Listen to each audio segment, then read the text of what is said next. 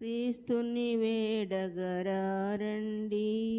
ఇద్దరు ముగ్గురు కూడిన చోట ఉంటానని నా స్వామి సితారనాదముతో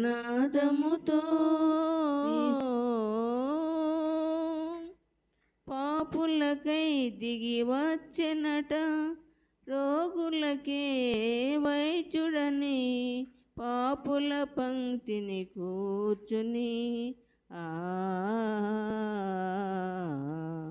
పాపులకై దిగి వచ్చెనట, రోగులకే వైద్యుడని పాపుల పంక్తిని కూర్చుని విందు చేసిన యేసునికే పేదల పాలిట పెన్నిదికి తంబుర సితారనాదముతో క్రీస్తుని వేడగరారండి. ఇద్దరు ముగ్గురు కూడిన చోట ఉంటానని నా స్వామికి తంబుర సితారనాదముతో ప్రతి ఉదయం ప్రభు మందిరమై వెలుగులతో విలసిల్లి శోధనలను సమిదలుగా ప్రతి ఉదయం ప్రభు మందిరమై వెలుగులతో విలసిల్లి శోధనలను సమిదలుగా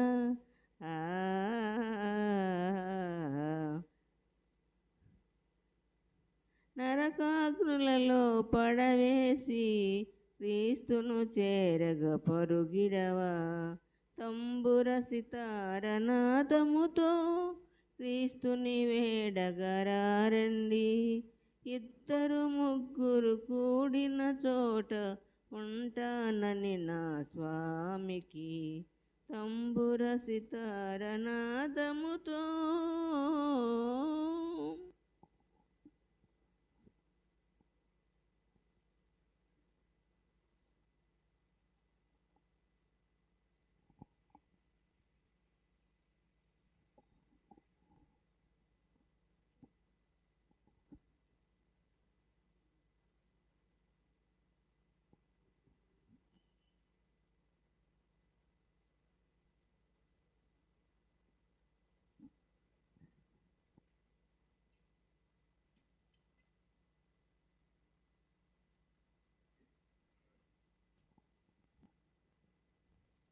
దేవుని స్తోత్రం. హల్లెలూయా.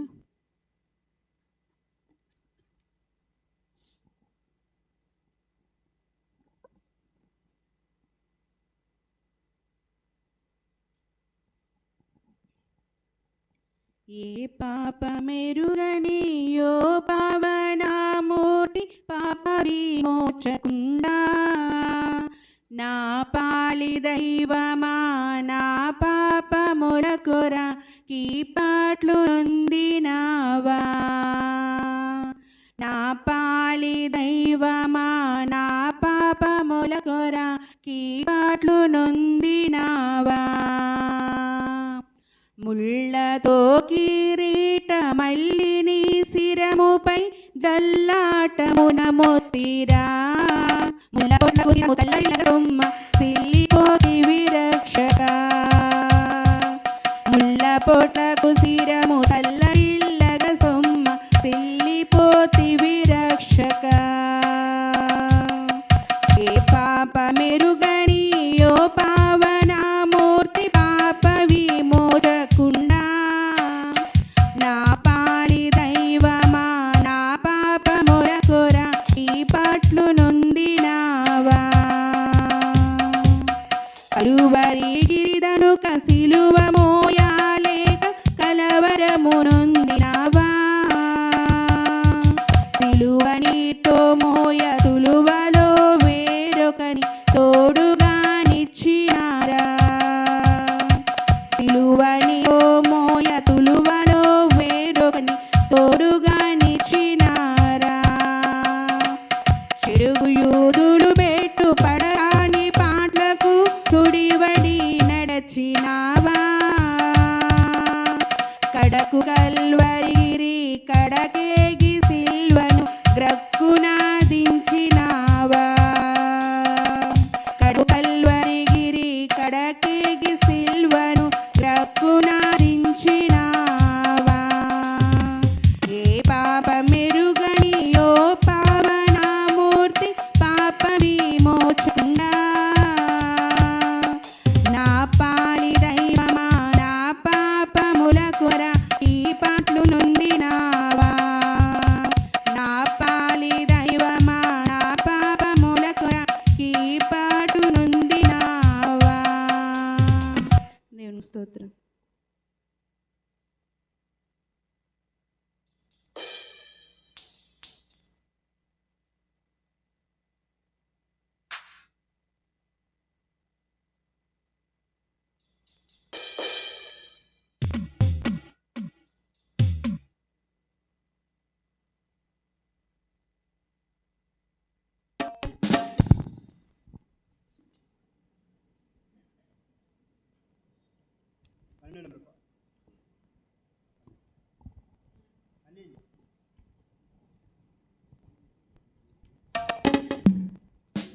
హల్లెలూయా.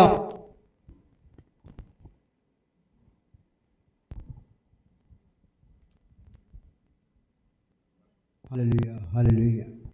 బాసిల్లెను సిలువలు పాపచమా యేసు ప్రభుని దివ్యజమా బాసిల్లెను సిలువలు పాపచమా కలవరిలో నా పాపము పొంచి సిలువకు నిన్ను ఆహుతి చేసి కలవరిలో నా పాపము పొంచి సిలువకు నిన్ను ఆహుతి చేసి కలుసారా కరుణించితివి కలుసారా కరుణించితివి బాసిల్లెను సిలువలు పాపచమా యేసు ప్రభుని దివ్యజమా బాసిల్లెను సిలువలు పాపచమా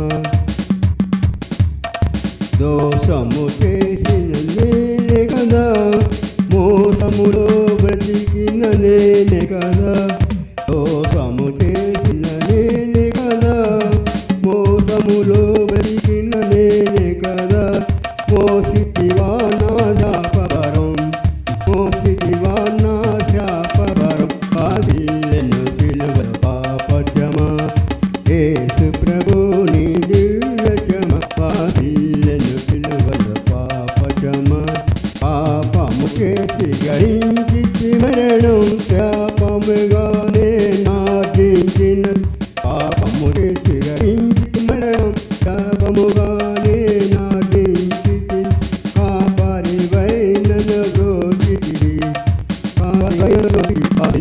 పాపమా యేసు ప్రభుని దివ్యజమా బాసిల్లెను సిలువల పాపచమా ఎందులకో నాపై ప్రేమ అంతరయా స్వామి నామదికి ఎందులకో నాపై ప్రేమ అంతదయా స్వామి నామదికి అందులకే భయమొందితిని అందులకే భయమొందితిని బాసిల్లెను సిలువల పాపచమా యేసు ప్రభుని దివ్యజమా బాసిల్లెను సిలువల పాపచమా ఈ మరణపు వేదన రుద కాదు నా మదిని వేదన మునిగే క్షేమము కలిగెను హృదయములో క్షేమము కలిగెను హృదయములో బాసిల్లెను సిలువల పాపచమా యేసు ప్రభుని దివ్యజమా బాసిల్లెను సిలువల పాపచమా నమ్మిన వారిని కాదనవనియు నెమ్మదిను సెగిడి నా ప్రభుడవని నమ్మిన వారిని కాదనవనియు నెమ్మదిను సెగిడి నా ప్రభుడవని నమ్మితి నీ పాదంబులను నమ్మితి నీ పాదంబులను బాసిల్లెను సిలువల పాపచమా యేసు ప్రభుని దివ్యజమా బాసిల్లెను సిలువల పాపచమా. హల్లెలూయా.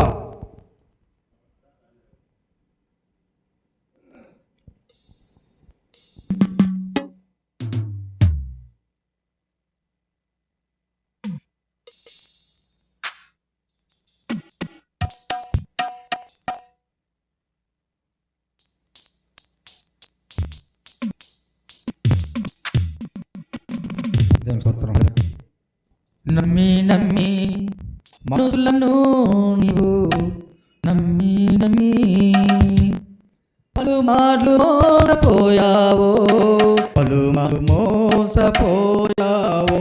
నీనా ఎంతకాలమో నీవు సాగిపోదు, నీనా ఎంతకాలమో నీవు సాగిపోదు.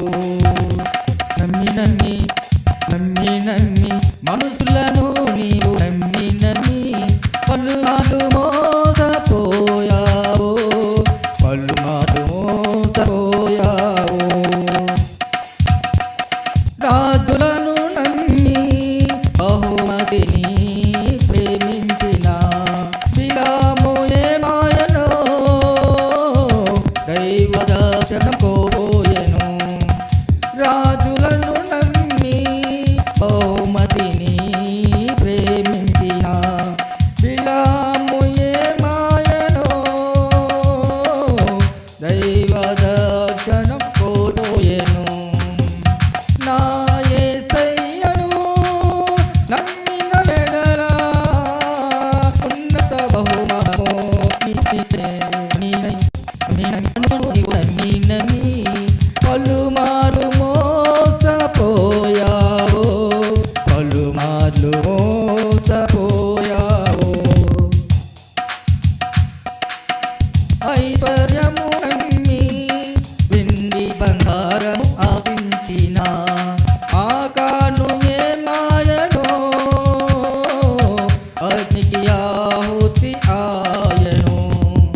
ఐశ్వర్యము నమ్మి వెండి బంగారము ఆశించిన ఆకాను ఏమాయనో, అగ్నికి ఆహుతి ఆయను. నా యేసయ్యను నమ్మిన ఎడల మహిమైశ్వర్యము నీకు నిత్యమే. నమ్మి నమ్మి నమ్మి నమ్మి మనసులను నీవు నమ్మి నమ్మి మోసపోయావో, పలుమార్లు మోసపోయావో. సుఖభోగము నమ్మి ధనాపేక్షతో వెతికిన అది ఏమయనో, సంపాద్యము. సుఖభోగము నమ్మి ధనాపేక్షతో పరుగెత్తిన గెహజీ ఏమాయనో, రోగమును సంపాదించెను. నా యేసయ్యను నమ్మిన ఎడల శాశ్వత ఘనత నీకు నిశ్చయమే. నమ్మి నమ్మి నమ్మి నమ్మి మనుషులను నీవు నమ్మి నమ్మి పలుమార్లు మోసపోయావో, పలుమార్లు మోసపోయావో. ఇలా ఎంతకాలమో నీవు సాగిపోదువు, ఇలా ఎంతకాలమో నీవు సాగిపోదువు. దేవుని స్తోత్రం. హల్లెలూయా.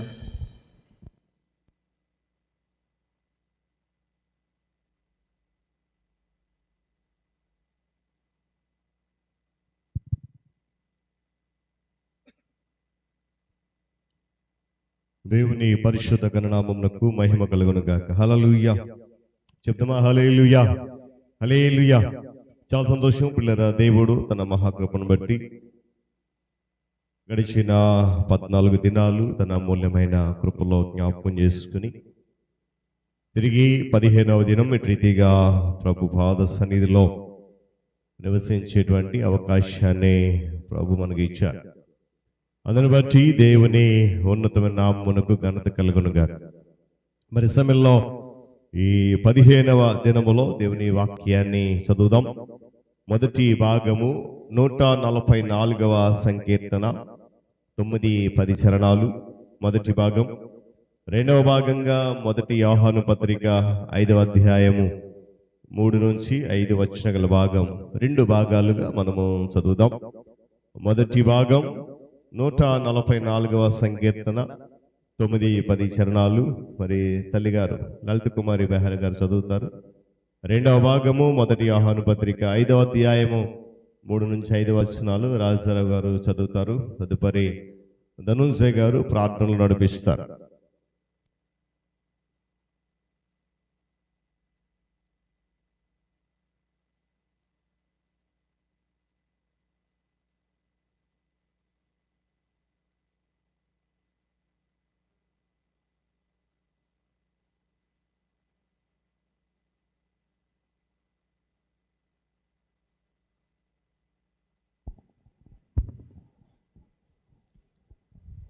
ఈ దినం మన కొరకు ఏర్పరచబడిన మొదటి బైబిల్ భాగము కీర్తన గ్రంథము 144 9-10 వచనాలు చదువుకుందాం. దేవా, నిన్ను గూర్చి నేను ఒక క్రొత్త కీర్తన పాడేదను, 10 తంతుల సితారాతో నిన్ను కీర్తించెదను. నీవే రాజులకు విజయము దయచేయవాడవు. దుష్టుల ఖడ్గము నుండి నీవు నీ సేవకుడైన దావీదును తప్పించేవాడవు. దేవుడు తన పరిశుద్ధ వాక్యం దీవించనుగాక. ఆమేన్.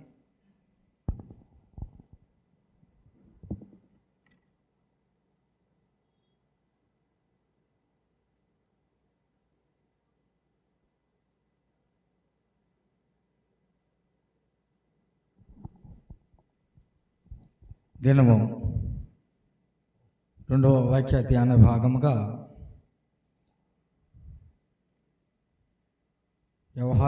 మొదటి యోహానుకు రాసిన మొదటి పత్రిక 5వ అధ్యాయము 3వ వాక్యము నుండి 5వ వాక్యం వరకు ధ్యానం చేసుకుందాం. మనం ఆయన ఆజ్ఞలను గైకొనుటయే దేవుని ప్రేమించుట. ఆయన ఆజ్ఞలు భారమైనవి కావు. దేవుని మూలముగా పుట్టిన వారందరూ లోకమును జయించుదురు. లోకమును జయించిన విజయము మన విశ్వాసమే. యేసు దేవుని కుమారుడిని నమ్మువాడు తప్ప లోకమును జయించువాడు మరి ఎవడు? దేవుని పరిశుద్ధ వాక్యం దీవించునుగాక. ఆమేన్.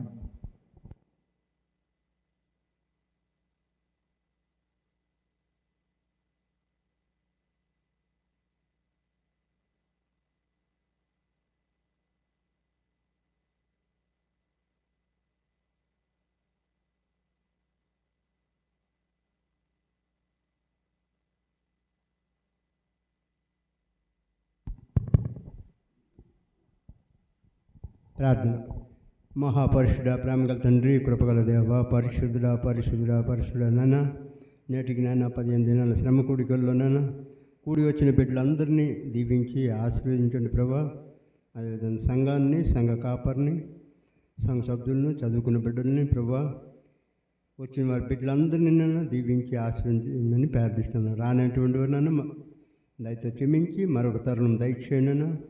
దయగల రాజా, పరిశుద్ధ స్తోత్రమున దేవాది దేవ, ఈ విపరీతమున ఈ ఎండలన ప్రారంభం అవుతుండగా తండ్రి, ఈ స్కూల్ పిల్లలు పట్టి ప్రార్థిస్తున్నా వారికి నన్ను చక్కని జ్ఞానం, తెలివి ఇచ్చి ప్రభా పరిశుద్ధ అన్నిటికన్నా ముఖ్యంగా నన్న ఈ దినం నాన్న ప్రార్థించుకున్నా నీ సేవకుడు ఎట్టి మాట వినిపిస్తారో వినుటకు వినిబుద్ధి పుట్టించి అటు విధంగా మేము నడుచుకునే భాగ్యం కలుగజేయమని, తప్పులుండి క్షమించమని చిన్న ప్రార్థన బ్రతిమాలి అడుగుడుకున్నాం తండ్రి. ఆమెన్.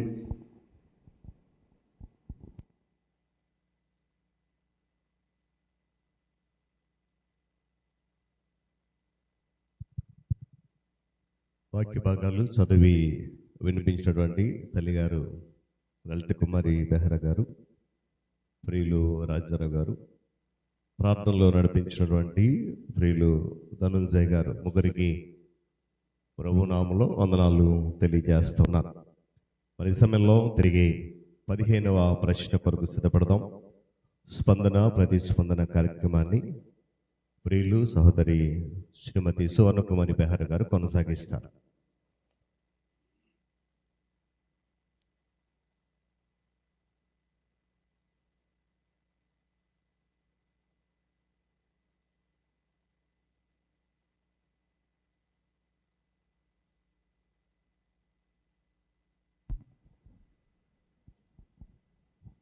దేవునికి స్తోత్రం. స్పందన ప్రతిస్పందన స్వాగతం అండి. 15వ ప్రశ్న, లోకంను జయించింది మన విశ్వాసము. Aunty thank you.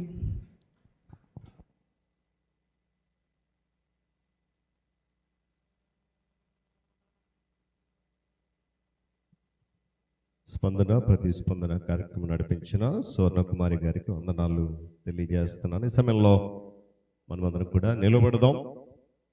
నిలబడి మనకి ఇవ్వబడిన పాటల షీట్లో నుండి 19వ పేజీలో ఉన్న పాట, పాపిని కృప చూపువయ్య దాపు చేరితిని యేసయ్య. పల్లవి 3-4 చరణాలు పాడదాం, గమనించాలి. మనకి ఇవ్వబడిన పాటల షీట్లో నుండి 19వ పేజీలో ఉన్న పాట, పాపిని కృప చూపువయ్య దాపు చేరితిని యేసయ్య. పల్లవి 3-4 చరణాలు పాడదాం, గమనించాలి. పాపిని కృప చూపవయ్యా దాపు చేరితిని యేసయ్యా. పాప భారము క్రింద శ్రమపడి కృంగియున్నాను యేసయ్యా. పాప భారము క్రింద శ్రమపడి కృంగియున్నాను యేసయ్యా. నీదు సిలువలోని ప్రేమ నెంచదరమౌనా యేసయ్యా. నాదు కలుషమంత బాపి కనికరింపుమా యేసయ్యా. నాదు కలుషమంత బాపి కనికరింపుమా యేసయ్యా. నీదు రక్తధారలేల పాపికాశ్రయము యేసయ్యా. నీతిమంతుల చేయుమయ్యా నీతి సూర్యుండా యేసయ్యా. నీతిమంతుల చేయుమయ్యా నీతి సూర్యుండా యేసయ్యా. పాపిని కృప చూపవయ్యా దాపు చేరితిని యేసయ్యా. పాప భారము క్రింద శ్రమపడి కృంగియున్నాను యేసయ్యా. పాప భారము క్రింద శ్రమపడి కృంగియున్నాను యేసయ్యా. దయచేసి కూర్చుందాం.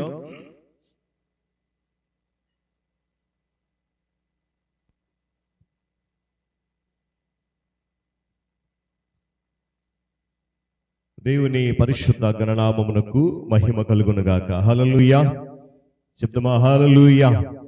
మంచిది ప్రియులరా, దేవుడు తన మహాకృపను బట్టి మరలా ఈ సంవత్సరంలో 15వ దినం శిలువ శ్రమకాల ధ్యాన కూటంలోనికి మనందరినీ ఆరోగ్యవంతులుగా సజీవులుగా నడిపించారు. అందరిని బట్టి ప్రభు ఉన్నతమైన గణనామమునకు ఘనత కలుగునుగాక. చేరవచ్చిన మీ అందరికీ, సంఘ నాయకులైన వారికి, విశ్వాసులకు, ఈ కార్యక్రమాన్ని మనతో పాటు ప్రత్యక్ష ప్రసారంలో వీక్షిస్తున్న మరి సంఘ బిడ్డలకు, ఆయా దేవుని బిడ్డలకు యేసు నామములో వందనాలు తెలియజేస్తూ ఉన్నాను.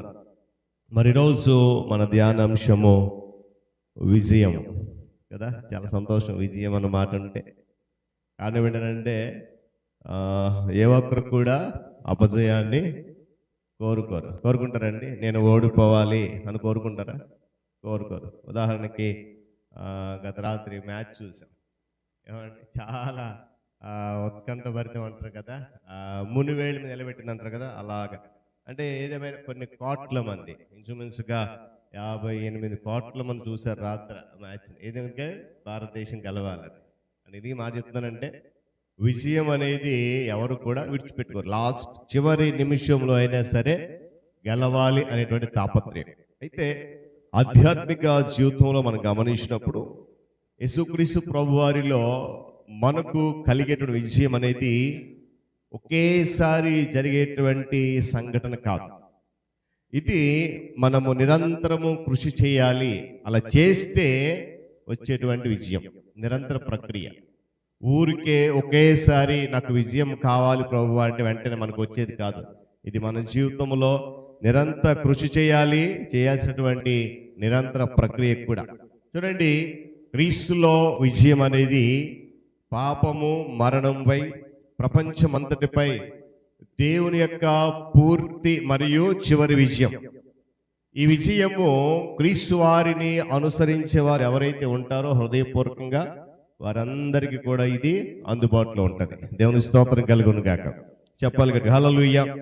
అయితే ఈ విజయాన్ని మనం ఏ విధంగా నిర్వచిస్తాము అంటే, ప్రపంచంలో ఉన్నటువంటి చాలామంది ఏమని శక్తి మరియు శ్రేయస్సును అత్యున్నత లక్ష్యాలుగా భావిస్తున్నప్పటికీ దేవుడు మాత్రము తన పిల్లలలో భిన్నమైన ఆకాంక్షను కోరుకుంటూ ఉన్నాడు.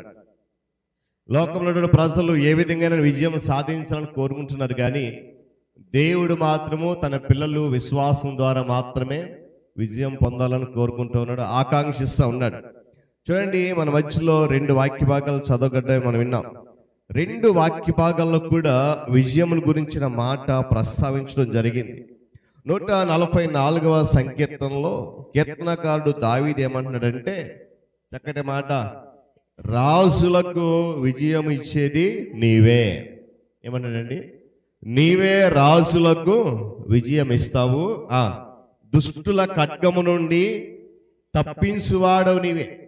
ఇక్కడ సేవకుడు దావీదుని గురించి రాశాడు, కానీ దుష్టుల ఖడ్గము నుండి లేక శత్రువుల చేతుల తన బిడ్డలందరినీ తప్పించి వారి మీద విజయం ఇచ్చేది మాత్రము దేవుడే. దేవుని స్తోత్రం కలుగును గాక.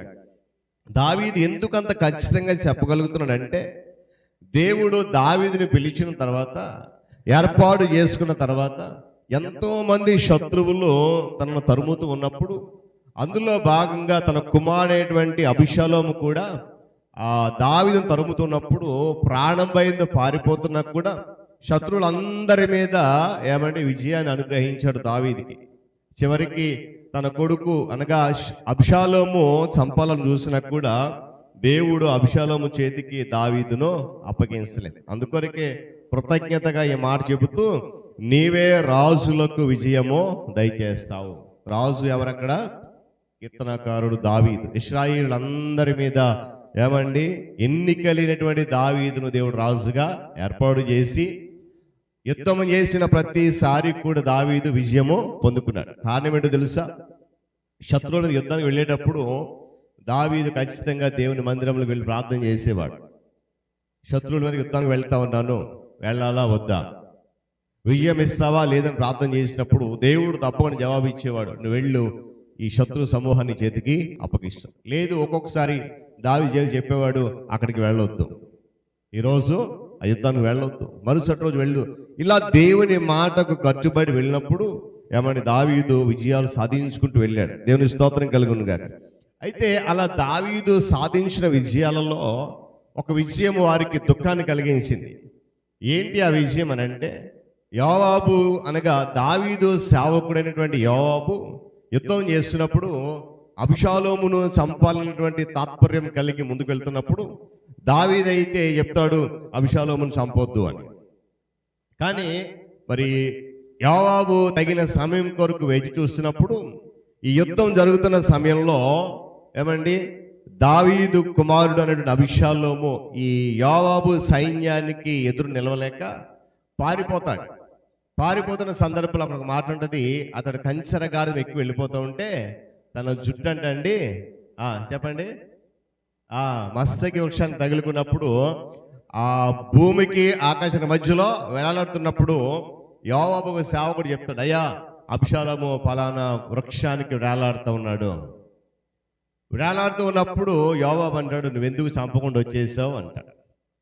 అని అంటాడు, అయ్యా అతను రాజకుమారుడు కదా, అందుకే నేను చంపలేదు. ఇదే సందర్భము దావీదుకి వచ్చింది ఒకసారి సౌలుని చంపడానికి. అయితే సౌలు దావీదుని చంపలేదు. ఎందుకో తెలుసా? అక్కడ ఒక మాట అంటాడు, అతడు దేవుని చేత అభిషేకించబడ్డాడు అని చెప్పి సౌలుని చెప్పకుండా తన వస్త్రపు చెంగును కోసుకుని వస్తాడు. ఆ తర్వాత సౌలు అంటాడు, దావీదా అందరి మీద దేవుడు నీకు విజయం కలుగు చేయను గాక. ఇక్కడ యోవాబు అలాగా ఎప్పుడైతే అభిషాలోము గురించి వార్త విన్నాడో వెంటనే వెళ్ళి అభిషాలోము చంపేశాడు. చంపేసినప్పుడు అభిషాలోము యొక్క అప్పుడు అభిషాలోము దండంతటి మీద యోవాబు సైన్యం అనగా దావీదు విజయం సాధించింది. కానీ అభిషాలోము చనిపోయినందుకు దావీదు తన యొక్క కోటలో ఏడుస్తాడు, చాలా బిగ్గరగా ఏడుస్తాడు.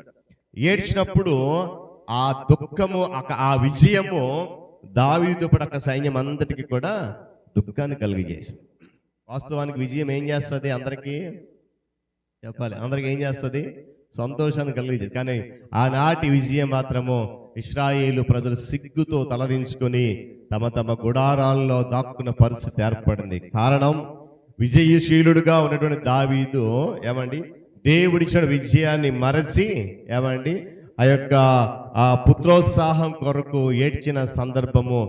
దేవుడు విజయం అనుగ్రహించాడు కానీ వారు ఆ విజయాన్ని ఆస్వాదించలేకపోయారు. ఎందుకు ఈ మాట చెప్తున్నానంటే, కొన్ని సందర్భాల్లో మనము కూడా దేవుడు మన జీవితంలో అనుగ్రహించిన విజయాన్ని బట్టి సంతోషించలేక దావీదు వల్ల ఏం చేస్తాం?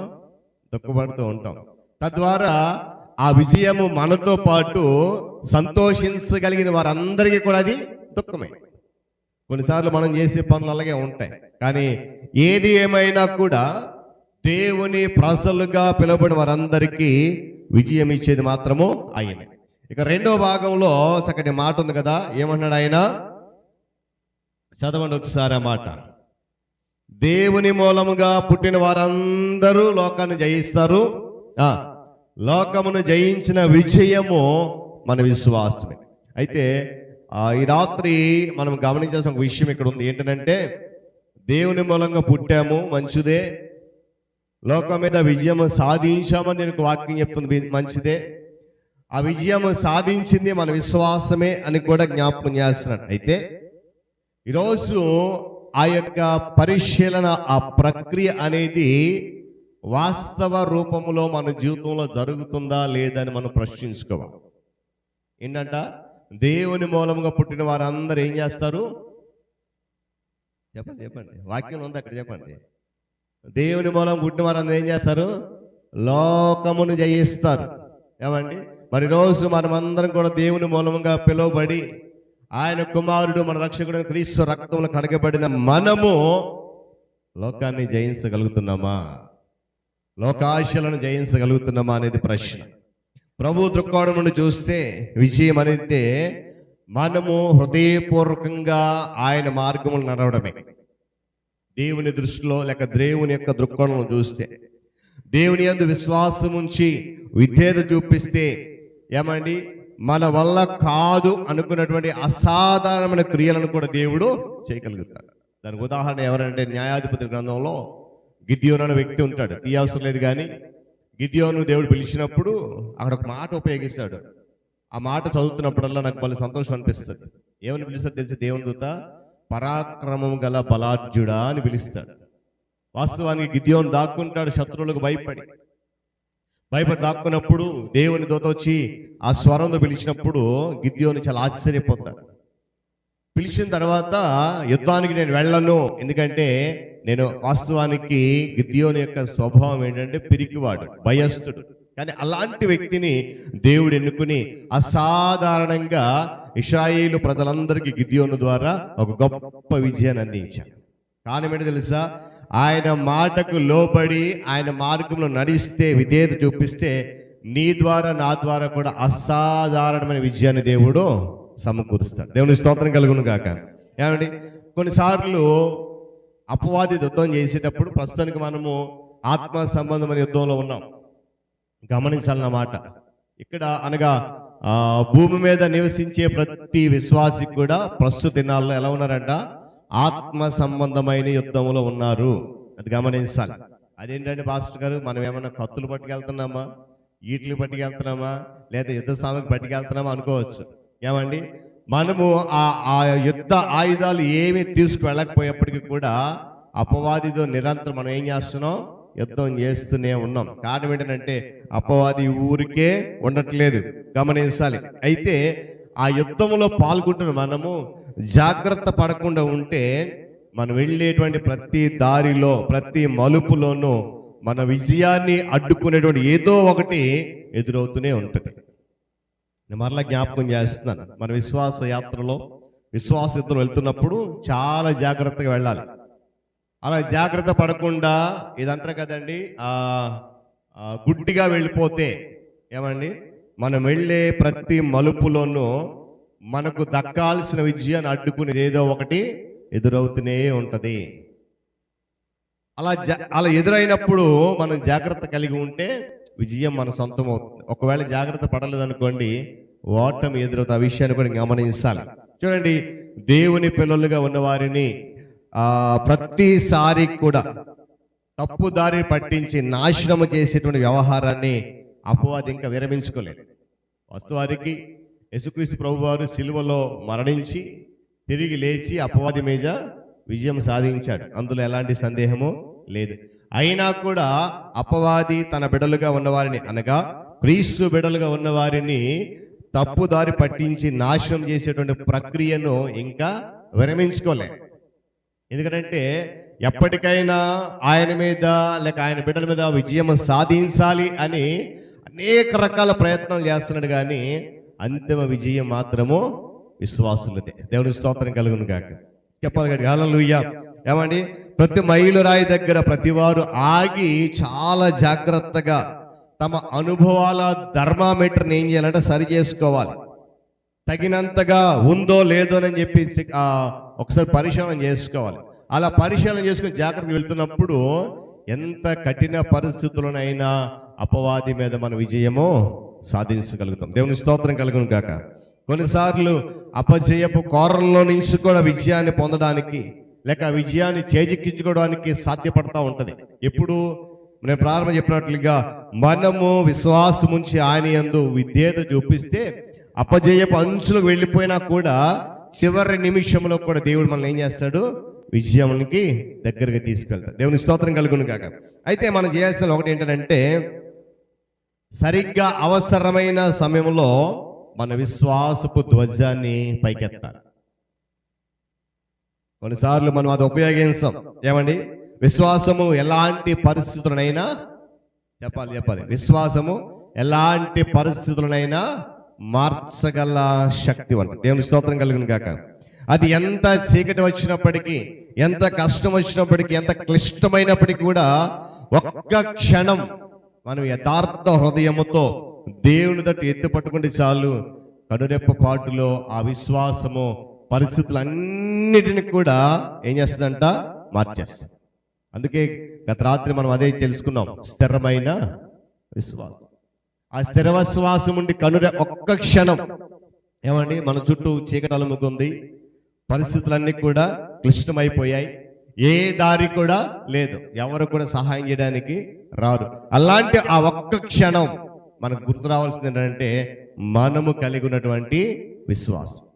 ఆ విశ్వాసంతో యథార్థ హృదయముతో మన హృదయం అంతటిని కూడా దేవుని తట్టు త్రిప్పినప్పుడు ఏమండి, ఆ విశ్వాసం ఏం చేస్తుందంట, కనురెప్పపాటులో పరిస్థితులన్నీ కూడా తారుమారైపోతాయి. అందులో ఎలాంటి సందేహమో లేదు. కారణం ఏంటో తెలుసా, విడిపించే శక్తిమంతుడు మన దేవుడు. దేవుని స్తోత్రం కలుగును గాక. చెప్పాలి హల్లెలూయా. చూడండి, యెహోషువ నాయకత్వంలో యెరికో పట్టణాన్ని వాళ్ళు జయించారు కదా, అది మనందరూ తెలిసిన విషయమే. ఎలా జయించారు?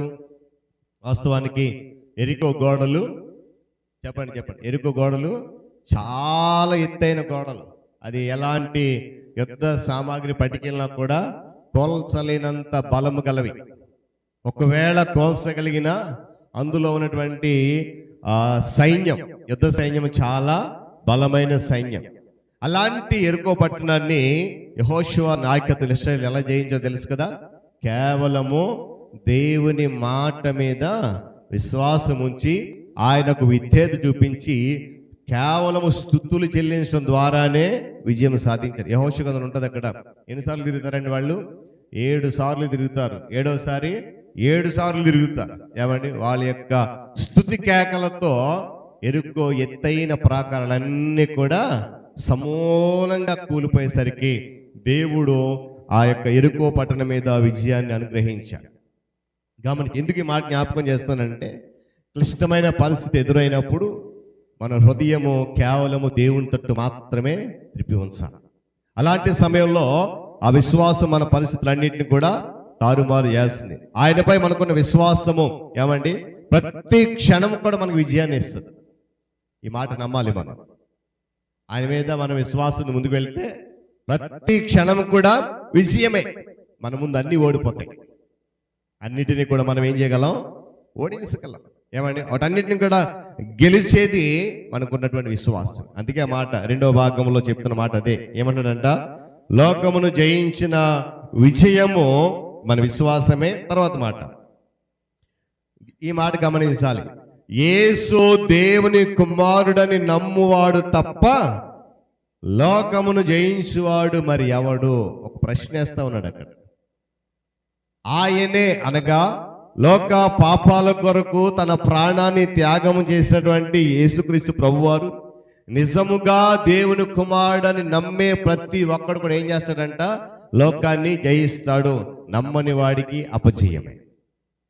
గమనించాలి. రాత్రి చూడండి, విశ్వాసులకు మనము ఈ లోక మార్గాలను, ఈ లోకము యొక్క ఆశలను, లేక ఈ లోకంలో పాపపు ప్రక్రియను విడిచిపెట్టి విశ్వాసంతో క్రీస్తు చెంతకు వచ్చినప్పటి నుండి మనము లోకాన్ని జయించడం మొదలు పెట్టామంట. దేవుని స్తోత్రం కలుగును గాక. గత రాత్రి కూడా ఈ మాట జ్ఞాపకం చేశాను. మన విశ్వాసం ఎప్పుడు ప్రారంభమైంది అంటే, మనం ఎప్పుడైతే క్రీస్తును స్వరక్షణగా అంగీకరించామో అప్పుడే ఆ విశ్వాసం ప్రారంభమైంది. ఈ విజయము కూడా అలాంటిదే. మనం ఎప్పుడైతే ఈ లోకము నాది కాదు, నేను ఈ లోక సంబంధిని కాదు, ఈ లోకముతో నాకు ఎలాంటి బాంధవ్యము లేదు అని విడిచిపెట్టి పాప జీవితానికి స్వస్తి చెప్పి క్రీస్తు చెంతకు ఎప్పుడైతే వచ్చావో ఆ రోజు నుండే మనం ఏం చేయడం మొదలు పెట్టామంట, లోకాన్ని జయించడం మొదలు పెట్టాం. దేవుని స్తోత్రం కలుగును గాక. ఏమండి ఎప్పుడైతే మనము ఆ ప్రక్రియ ప్రారంభించామో దాని నుండి నేటి వరకు ఏం చేస్తున్నాం, విజయంలో కొనసాగుతున్నాం. ఆయనపై నమ్మకంలో కొనసాగడం ద్వారా ఏమండి ఆ విజయంలో కొనసాగుతున్నాం. అయితే మన విశ్వాసమే లోకంపై విజయము. ఎందుకనంటే లోకముపై ఘన విజయము సాధించిన క్రీస్తులో అది మనల్ని ఏం చేసిందంటే ఐక్యం చేసింది. దేవుని స్తోత్రం కలుగును గాక. లోకమంతటి పైన మహాఘన విజయం సాధించిన క్రీస్తుతో అది కలుపుతుంది. రెండోది ఏంటంటే, మనము పశ్చాత్తాపడి ఆయనను నమ్మడం ద్వారా నిజమైన క్రైస్తవ విశ్వాస జీవితం ప్రారంభించడం ద్వారా కూడా అపవాదిని మనం జయించగలుగుతాం. రెండవ మాట నేను మరలా జ్ఞాపకం చేస్తాను. మనము పశ్చాత్తాపడాలి, ఆయనను నమ్మకం ఉంచాలి, నిజ క్రైస్తవ విశ్వాసాన్ని ప్రారంభించాలి. అంటే నిజముగా దేవుని కొరకు జీవించడం ప్రారంభించాలి. నేను అనుకుంటున్నాను, బహుశా ఇప్పటి వరకు మనం ఏదో మన జీవిత విధానం ఎలా ఉంటుందంటే, ఏదో ప్రభువు నమ్ముకున్నాం కదా, వచ్చాం కదా, బాప్తిసం తీసుకున్నాం కదా, వెళ్ళకపోతే బాగోదేమో. ఏమండి ఒకవేళ ఈ మాటలు మీకు కష్టమైనా సరే మాట చెప్పక తప్పదు. మనం వస్తున్నది కొన్ని సందర్భాల్లో కేవలము ఆచారంగా సాంప్రదాయంగా మాత్రమే వస్తున్నాం. హృదయపూర్వకంగా దేవుని మందిరానికి రావట్లేదు. గమనించాలి. ఏమంటే ఇది వాస్తవం. ఒకవేళ మీకు బాధ కలిగించినా నాకు ఇష్టమే. ఎందుకు చెప్పమంటారా, మనలో పశ్చాత్తాపం అనేది ఉన్నప్పుడు, ఏమండి మనలో పశ్చాత్తాపం ఉన్నప్పుడు, ఆయనలో మనము నిజమైన నమ్మకం ఉంచినప్పుడు, ఆయన కొరకు నిజ క్రైస్తవ జీవితాన్ని ప్రారంభించినప్పుడు అపవాది ఏ కోశాన కూడా మన మీద దాడి చేయదు. ఒకవేళ చేసిన అంతిమ విజయము అంతే. చూడండి, ఒక రోజు వస్తే 2 రోజులు మానేస్తాం దేవుని ఆలయానికి కదా. మరి మనలో పశ్చాత్తాపం ఎక్కడ చెప్పండి. ఎందుకు మాట జ్ఞాపకం చేస్తానంటే, ఈరోజు చాలా సందర్భాల్లో అపవాది చేతులను ఓడిపోతూ ఉన్నాం. అపవాది నీ మీద విజయం సాధిస్తూనే ఉంది. ఏ కోశాన చూసినా నీ మీద అంతిమ విజయము అపవాదిదే అవుతుంది. గల కారణం ఏంటో తెలుసా, మనలో ఆ విజయము సాధించాలన్న నిజ విశ్వాసము లేదు. గమనించాలి రాత్రి. కాబట్టి మనము పశ్చాత్తాపడితే తప్పనిసరిగా దేవుడు అపవాది మీద విజయం ఇస్తాడు. చూడండి, ఈ లోకం అంతా కూడా చెడ్డదని ప్రభు చెప్పాడు. ఈ లోకం ఎప్పుడు కూడా చెప్పాలి, లోకం ఎప్పుడు కూడా చెడ్డదే, మంచిది కాదు. నువ్వెంత మంచిగా జీవించాలన్నా నిన్ను చెడ్డవాడిగానే చిత్రీకరిస్తుంది లోకం. కనుక లోకము, పాపము, అపవాది. 4వది ఏంటంటే శరీర స్వభావం. ఈ 4 విషయాలు విశ్వాసులను అనుక్షణం గాయపరుస్తూనే ఉంటాయి. మళ్ళా జ్ఞాపకం చేస్తాను. పాపము, లోకము, అపవాది, శరీర స్వభావము విశ్వాసులను ఎప్పుడు కూడా గాయపరుస్తూనే ఉంటాయి. కొంతకాలానికి అవి అవిశ్వాసులను నేల కూర్చేయవచ్చు, కానీ వారిపై మాత్రము అంతిమ విజయము సాధించలేము. అత్యధిక విజయం. అందుకనే పౌలు భక్తుడు ఒక చక్కటి మాట అంటాడు. చూడండి, కొరింథీయులకు రాసిన పత్రిక మొదటి పత్రికలో ఒక చక్కటి మాట అంటాడు ఆయన. 15వ అధ్యాయంలో అత్యధిక విజయం అంటాడు. చూడండి,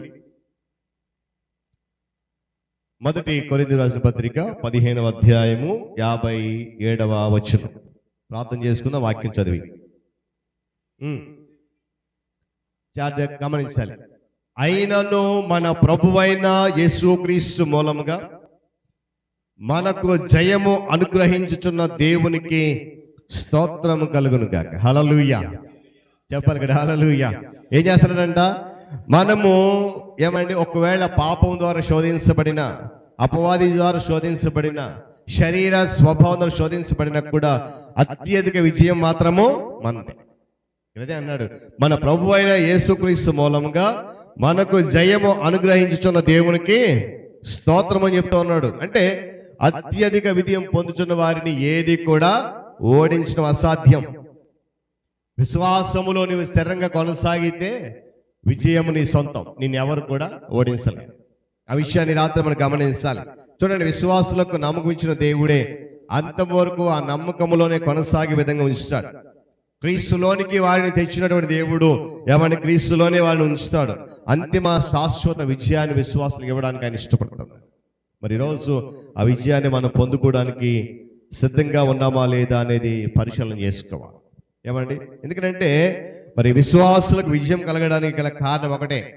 మరలా జ్ఞాపకం చేస్తాను, పాపము, అపవాది, లోక మరణంపై మహాఘనమైన విజయం సాధించిన క్రీస్తుతో మనము ఐక్యత కలిగి ఉన్నాము.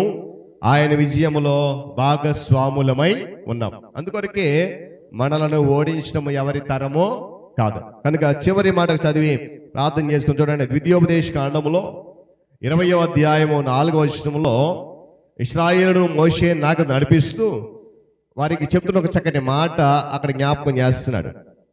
ద్వితీయోపదేశ కాండము చదవండి.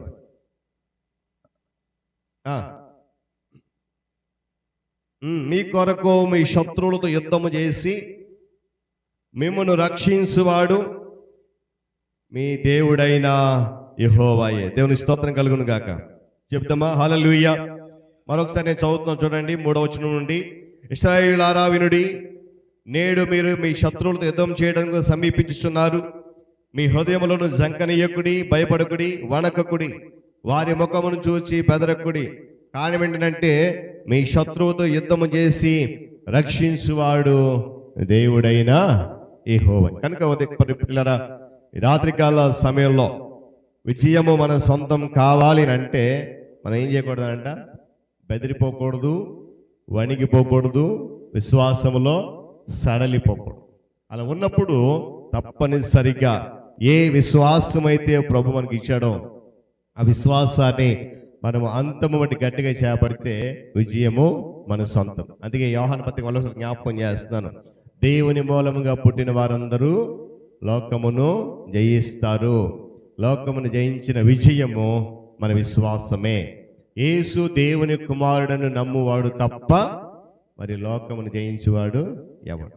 కాబట్టి మనము క్రీస్తులో ఉన్నాము, క్రీస్తుని అంగీకరించాము, రక్తంలో కడగబడ్డాం, ఆయన సాధించిన విజయంలో పాలిభాగస్తులు కొన్న కనుక ఇంకనూ అత్యధిక విజయాలు సాధిస్తూ మన విశ్వాస యాత్రను ముందు కొనసాగిద్దాం. దేవుడి మాటలు మన కొరకు దీవించును గాక. ప్రార్థన చేసుకుందాం. ప్రేమ నమ్మకం కలిగిన తండ్రి, మీ గణనామానికి స్తోత్రాలు. తిరిగి 15వ దినములో నాయన మా జీవితాలను మమ్మను ప్రేమించి మాకు అత్యధిక విజయాన్ని ఇస్తానంటున్నావు.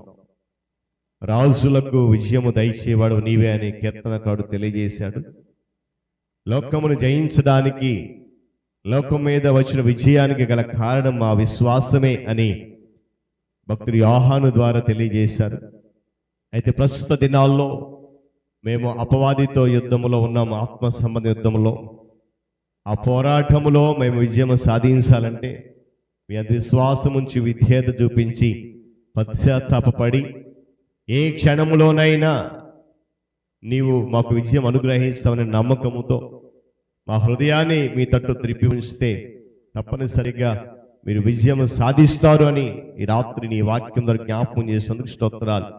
వెతబడిన మాటలు వినున్న మేమందరూ నాయన మా హృదయంలోనికి ఆహ్వానించి వాక్యానుసారంగా మా జీవితం నడిపించుకుంటూ మీరిచ్చే విజయాన్ని సొంతం చేసుకుని ఆనందించి కృప దయచేయండి. ఘనత మహిమ ప్రభావాలు మీరే పొందండి. యేసయ్య శక్తిగల నామంలో ఈ ప్రార్థన సమర్పిస్తున్నాను మా తండ్రి, ఆమేన్. మంచిది. పిల్లల సమయంలో ప్రకటనలు విందాం. సంఘ అధ్యక్షులు ప్రియులు అనిల్ మాస్టర్ గారు ప్రకటనలు తెలియజేస్తారు.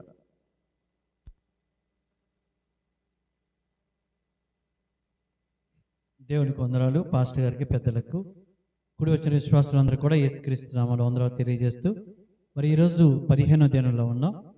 మరి 15వ దినం మరి అంశం విజయం. మరి పాస్టర్ గారు మరి చెప్తూ ఇది కేవలం ఎలా విశ్వాసం ద్వారా మాత్రమే విజయాన్ని మరి సాధించవచ్చు.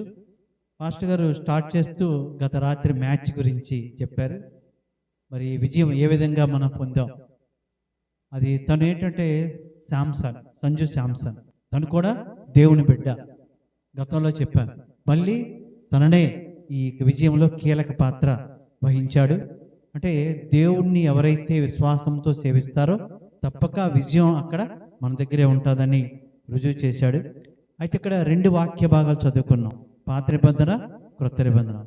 పాత నిబంధనలో దావీదు చాలా క్లియర్గా అంటాడు, మరి రాజుల మీద విజయం సాధించేవాడు నీవే అంటే చాలా చాలా క్లియర్గా చెప్తాడు దావీదు. అంటే విజయం అనేది ఎవరి వల్ల వస్తుందంటే దేవుని వల్ల మాత్రమే వస్తుంది. మరి దావీదు కూడా యుద్ధంకి వెళ్ళినా ఎక్కడికి వెళ్ళినా ముందు ఏం చేసుకుని వెళ్ళేవాడు, ప్రార్థన చేసుకుని వెళ్ళేవాడు. అంటే ఒక విజయం రావాలి అంటే దేనితో మనం ప్రారంభించాలి, ప్రార్థనతో ప్రారంభించే తప్పక దేవుడు విజయం ఇస్తాడు.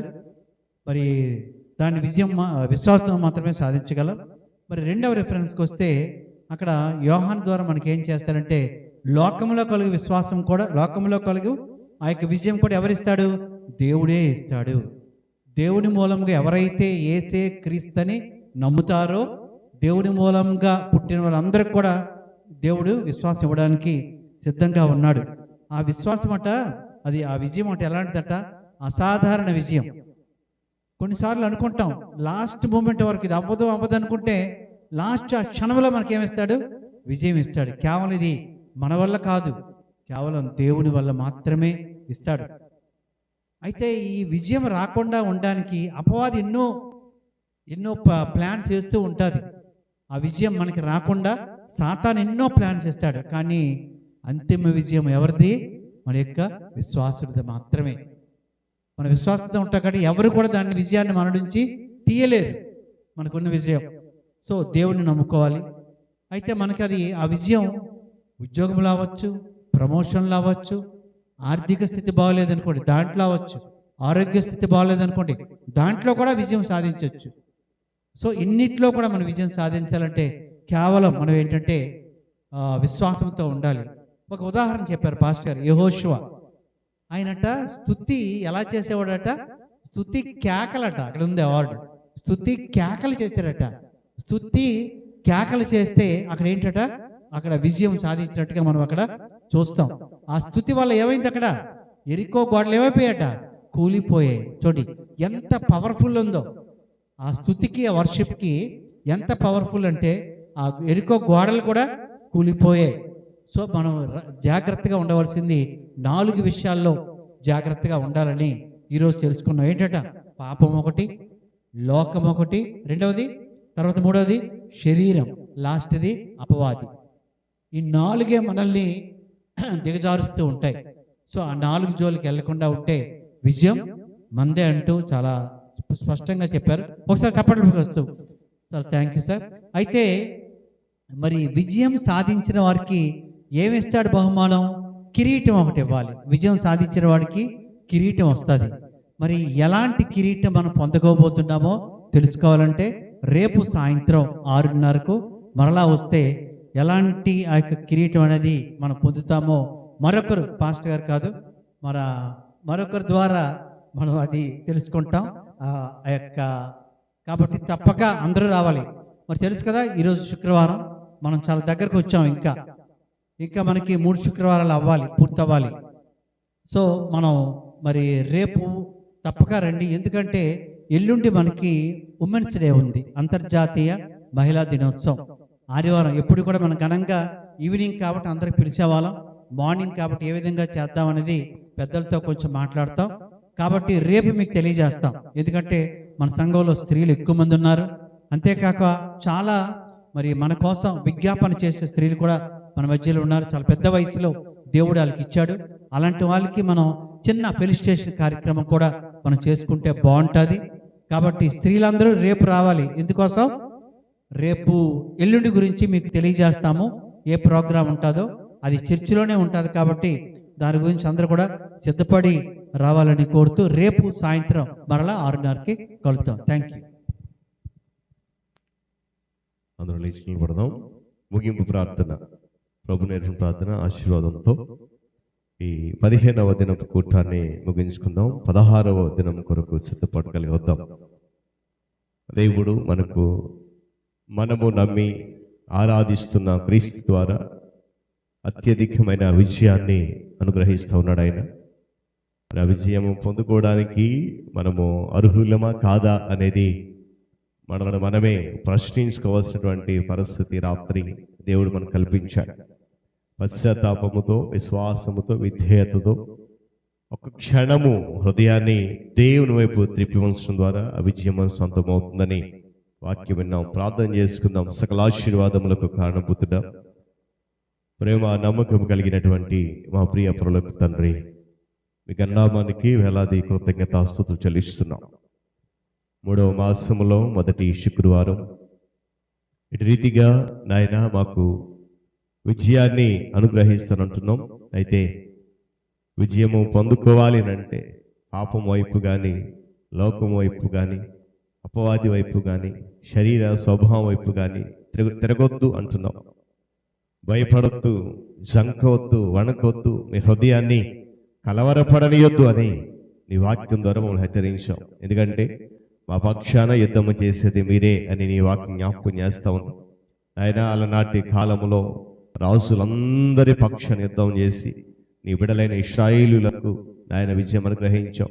నూతన నిబంధనలో లోకాన్ని జయించాలంటే దానికి బలమైన సాధనం మా విశ్వాసమే అని నీ వాక్యం ద్వారా మేము వింటున్నాం. కాబట్టి అలాంటి శ్రేష్టమైన బలమైన విశ్వాసం కలిగి లోకమును, అపవాదిని, మా శరీర స్వభావాన్ని జయించగలిగే కృప దయచేయమని, ఎత్తబడిన వాక్యము విన్నమందరిలో ఫలభరితంగా మార్చమని క్రీస్తు యేసు వారి శక్తి కలిగిన నామములో ఈ ప్రార్థన సమర్పించి వేడుతున్నాను మా తండ్రి. ఆమేన్. పరలోకమందున మా తండ్రి, నీ నామము పరిశుద్ధపరచబడును గాక, నీ రాజ్యము వచ్చును గాక, నీ చిత్తము పరలోకమందు నెరవేర్చినట్లు భూమి యందు నెరవేరును గాక. మాకు కావలసిన అనుదిన ఆహారము నేడు మాకు దయచేయి. మా రుణస్తులను మేము క్షమించి ఉన్న ప్రకారము మా రుణములు క్షమించు. మమ్మల్ని శోధములు తెగ దుష్టులను తప్పించు. ఎందుకంటే రాజ్యము, బలము, మహిమ నిరంతరము నీవైనవి మా తండ్రి. ఆమేన్. పరమ తండ్రి అయిన దేవుని ప్రేమ, రక్షకుడైన యేసుక్రీస్తు వారి యొక్క కృప, పరిశుద్ధాత్మ దేవుని సహవాసము, ఆయన సన్నిధి కాపుదల చేరవచ్చిన మనకు, మన కుటుంబాలకు, సంఘానికి, సకల పరిశుద్ధులకు, మనతో పాటు ఈ శిలువ ధ్యాన కార్యక్రమాల్లో పాల్గొన్న ఆయా దూర ప్రాంతాల్లో ఉన్న సంఘ బిడ్డలకు, వారి కుటుంబాలకు సదాకాలము తోడేంటి నడిపించును గాక.